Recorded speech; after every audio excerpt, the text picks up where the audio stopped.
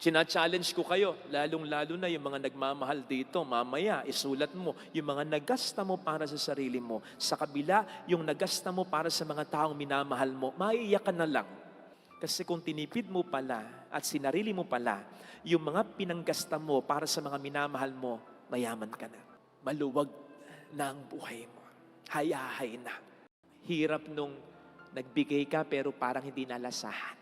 Masakit yan kasi ang dami mong hindi naranasan, diniprive mo ang sarili mo para ibigay yung bagay na yun pero hindi naranasan. Binaliwala lang.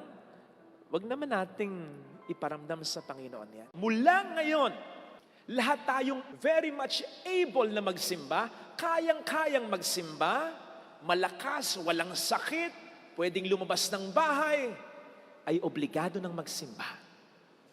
Hindi na pwedeng maging excuse ang pandemya. Alam ko namang yung iba sa inyo, kahit na pandemya, talagang gumagawa ng paraan para face-to-face ay makapagsimba pa rin. Kaya pasuyo na lang kung hindi ito para sa inyo.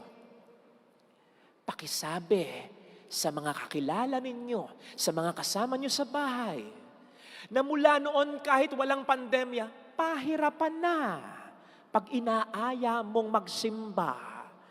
Na nung magkaroon ng pandemya, nagka-excuse pa. Hanggang ngayon, sinasabi habang inaaya mo, Ma, may virus pa, sige ka. Pandemya pa. Pakisabi sa kanila, tapos na ang maliligayang araw nila.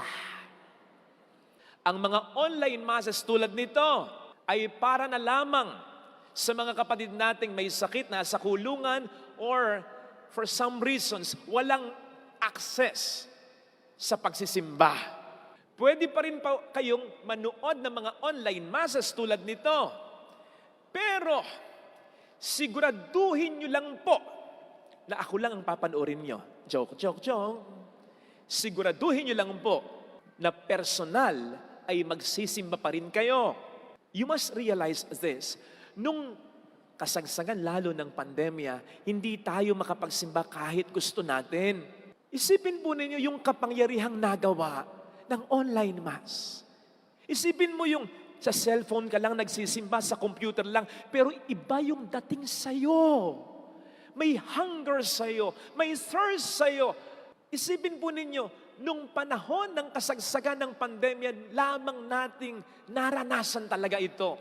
Ibig sabihin nun, pinuntahan talaga tayo sa bahay ng ating Panginoon.